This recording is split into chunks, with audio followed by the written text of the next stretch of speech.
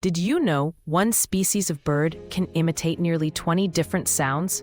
The lyrebird is so talented, it even mimics chainsaws and camera shutters. And get this, a tiny hummingbird can flap its wings up to 80 times per second. But it's the oilbird that really takes the cake.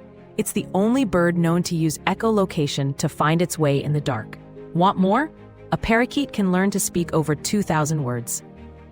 And thanks to their unique breathing system, birds can inhale and exhale simultaneously, making their voices truly astonishing.